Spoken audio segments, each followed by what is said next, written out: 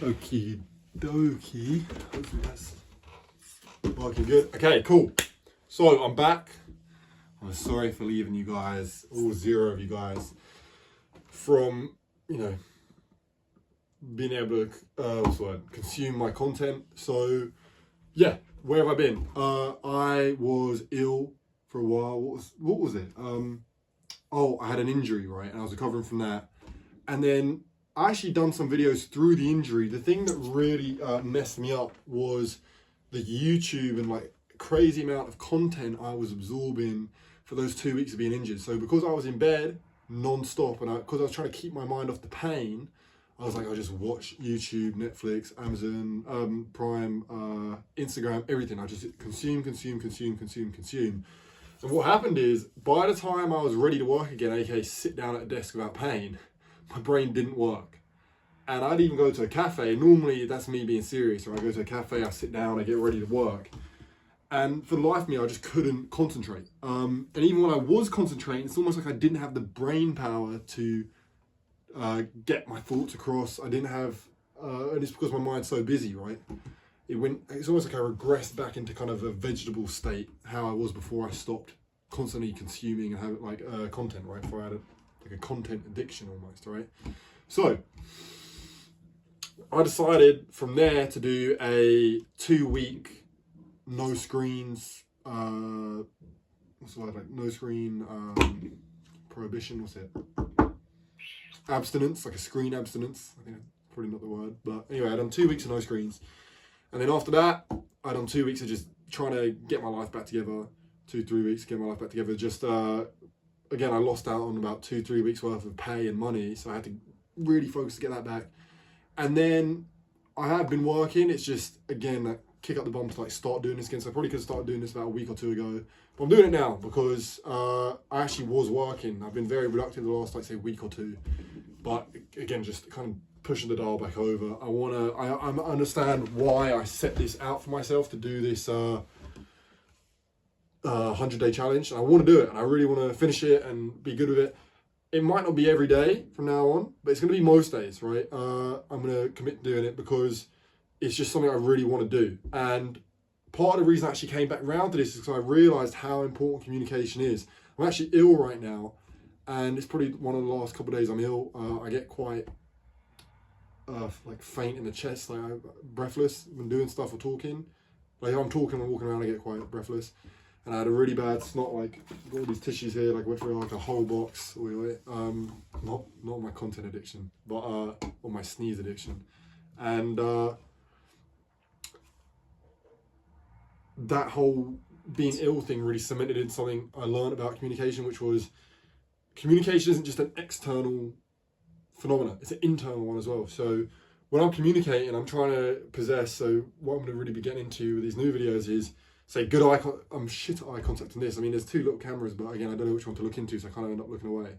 I don't know which one is the video one actually, but I kind of look in between them then. So good eye contact or mid-eye contact, what I'm doing now. Vocal projection, ability to think laterally, so not saying and ahhing, I guess, right? What else? I'm looking away to think right now. It's not I'm a bad communicator. Projection, tonality, cadence, stuff like that, right? So there's all this communication stuff. I've been doing a few of the drills actually, especially the unstifling one. Like how can I just get out of my head and right, and get out and into my body and start communicating. So I've been doing all this stuff, and I actually saw how effective it was when I went out on a night out, because I don't go out and drink. I go out sober. So most people are very quiet, and then they have to drink, and then they can start opening up and getting loose and dancing and stuff like that. I found that doing those communication drills made me more ready to then just go out and start talking to people and being almost like I'm drunk around sober people, not like I'm acting drunk, but just able to keep eye contact, project, not think about my self-image and this and that, and just be kind of free to do whatever I want to do without, the crippling social pressure, social anxiety, or whatever, people normally get when they go out. Even people who aren't socially anxious, it's okay, go out and not drink. It's no, I feel awkward. It's yeah, we've probably got a bit of social anxiety or whatever. I have too, but I'm very good in those environments with people who are drunk because I kind of understood that, hey, hang on a minute, I don't want to pussy out here and just drink, right? To have a good time. I can have a good time anyway. I have a great time. I have more fun actually not drinking than drinking. So anyway, that's all to say, I learned how, say, profound that was, and it really hit home this time. So from there, what I realised is that the rest of the week as well, I really started smashing out these exercises. It was easier for me to work and stay concentrated and to piece my day together and do what I wanted to do, when I wanted to do it, how I wanted to do it. I feel like a big part of that is that communication breakthrough, because it's not external, like how I'm socialising with other people or coming across on a camera. It's about how I'm communicating to myself, right?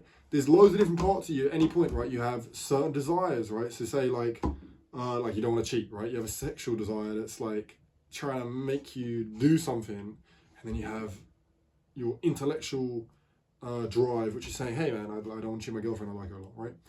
It's how you wrestle those two things, right? So it's how you communicate to yourself, right? At that point, what's more important, right? I value saving time and energy, but at the same time, I need to do work, right? Part of me that wants to value time and energy and wants to take things easy will win a lot of the time because it's very easy to do that, right?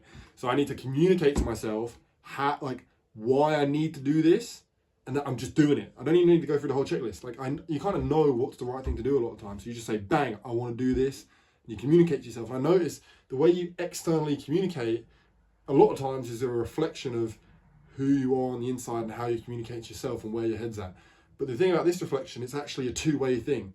If I can start exhibiting those traits of, like, say, it's called high stats communication, but not like, look at me, I'm an alpha male. It's high stats as in like we're mammals and our brains are geared around stats like serotonin and then tribal hierarchies. It's not about like, oh, look at me, like I'm a big shot. It's about saying, look at me, I've got stats in this tribe, which we don't even have tribes anymore, but again, you're telling your monkey brain that I can act how I want to act, right? I'm not at the bottom of the tribe, so I'm not going to be reprimanded by like the higher ups in the tribe. Or like, say if you look at like a monkey or gorilla thing, it's like the higher ups go around like smack the shit out of people, and it's like fine or whatever, I don't know, like put them in place. It's like I can act however I want, no one's gonna smack the shit out of me. At least not for that reason. Maybe that reason, I don't know. Depends how I do it around, I guess. Screaming someone's ear. But anyway, getting convoluted now. The whole point is I can tap into that part of my physiology by externally doing it, forcing myself to get through the stifling exercises, and then suddenly bang, there's that feedback to inside to say, when I looked at internally to myself and my own moral compass and what I want out of life and what I want to do, I can say, hey, let's fucking do this. Let's do this now. And it's like every day I'm like faced with the opportunity to like pussy out and not do something, right? Because it's like I've got awful vitality. I'm like ill loads. And again, I know why, I'm not going to get into now, but I've got awful vitality for how healthy I actually am, for how much I care about sleep, how much I don't drink, how much water I drink like all the time. I take salt before I have my water in the morning, make sure I'm more hydrated. I eat amazing food. Like for everything I do, I've got awful vitality, worse than a normal person. I know why that is. I'll get to it some other time, right? Do my body stuff. I'm beating myself up almost doing this experimental stuff in my body. But that all being said, it's like, okay, where mentally am I falling into a victim narrative, like, oh, I gotta do this now? Or is it like, yo, I'm fucking doing this, right? I'm doing it, right? I'm swearing to get that energy across. It's like, I'm doing it. And every day it's like, all right, well, if I don't feel like doing it, I'll pull myself together. One, I try to snap myself out of that. But two, if I get in the car, just wherever I've been driving now, like whatever I'm going to go do, I just say like, do the unstifling. I'm like, oh, like I fucking scream, wake myself up. And I say, like, I just talk to myself. I just say, yo, like, don't fuck about, mate. Like, this isn't just you can't be asleep at the wheel, right? I'm literally at the wheel. I'm saying, if I'm going to go give a lesson to a client, like, I give good lessons. Like, I think I do good at my job.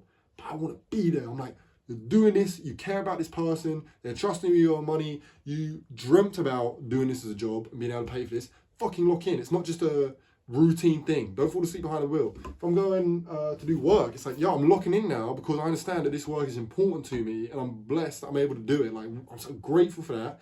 If I'm really grateful, wake up. Don't fall asleep at the wheel, right? It's that type of communication stuff. So really important stuff. Really excited to share it. I'm going to keep doing it, keep working on my communication. Hopefully you can get it across in the videos a bit better. I'm just gassed, I'm excited. I'm not even back to 100 HP right now. I'm still quite ill and tired and blah, blah, blah. But the whole point is, I told myself today, it's like, hey, you can be tired later. Work now, make sure you get the rest in later. Quality rest.